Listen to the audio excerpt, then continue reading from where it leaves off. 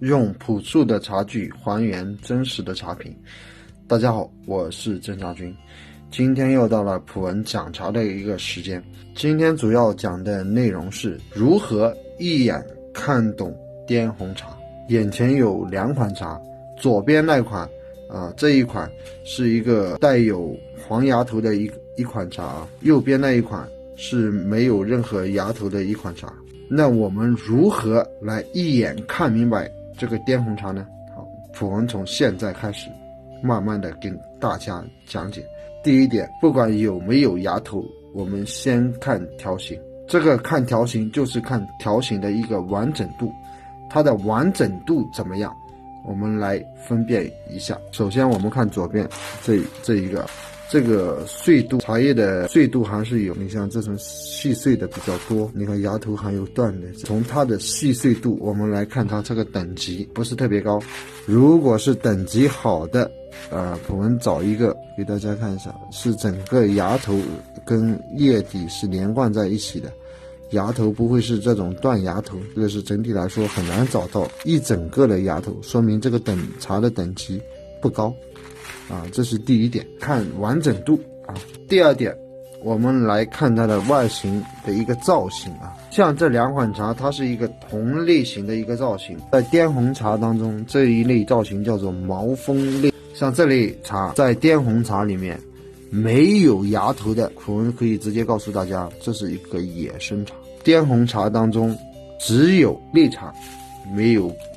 黄毫，只有野生红是没有黄毫我们依旧讲第二点，在滇红茶的等级当中，我们可以这样区分：一个单芽，然后一芽一叶，或一芽二叶，或一芽三叶，这种采摘模式。但是这种等级只适用于家茶，所以说在滇红的品类当中，它会有大金针一颗芽的，或者作为金芽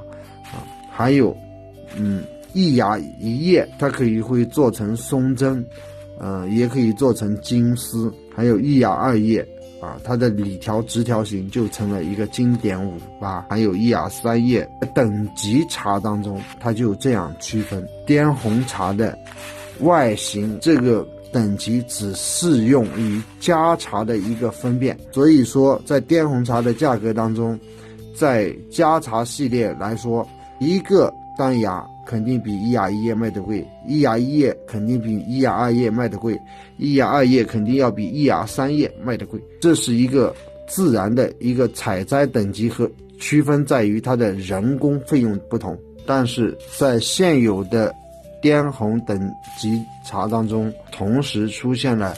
一类野生茶，它没有芽头。这个野生茶的辨别整体的一个分类现在市场主要以古树还有小树还有嫁接苗以这样的方式来分辨。具体普文在另外一节视频当中给大家进行讲述怎么来区分。第三点，我们看条形来识茶品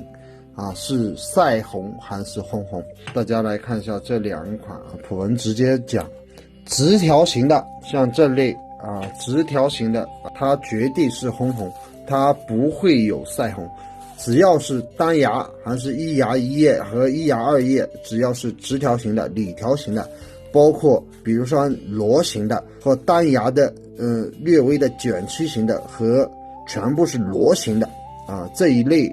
滇红茶一定是烘红的。只有这种毛峰类型的可能会存在晒红，但是它的区别很好区分，只要你一闻干茶的味道就能区分出来烘红它一定带有烘的味道，晒红带有青味。所以当有人跟你说这个直条形的或者螺旋形的是晒红，大家不用相信，这肯定是烘红或又叫烤红。直条形的100%都是烘红，不可能有晒红。只要你经过揉茶发酵，必须要经过揉茶，要破壁，所以它出来一定是卷曲型的。只有发酵之后再来理条，那怎么样才能理出来这个直条呢？你靠手搓是搓不出来的，不直的。那怎么办呢？只有机器这理条机和并条机这种直条型裸茶，只有锅不断的翻炒炒把那个螺卷起来，但是那个必须得带有温度，理条跟炒茶必须带有温度所以它才会变成这种直条或者螺旋形或者半曲的金芽型。单芽不会拿来做晒红只会做成烘红。好，第4点我们来看这个茶条等级茶当中，黄芽头越多，这个级别是越高，相应来说价格越高。第5点，同样比如说是理条，它的碎度越少，它的等级越高。同样是1芽2叶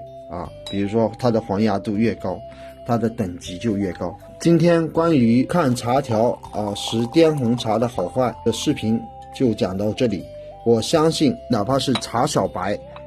都对这个滇红茶怎么去判断等级，跟这个滇红茶怎么来辨别，从茶条上辨别好坏相信大家都有所更深一步的了解。喜欢普文视频的朋友关注普文，给普文点赞评论，普文一定把真实的茶品、真实的原产地带给大家。谢谢大家，我们下一期节目见。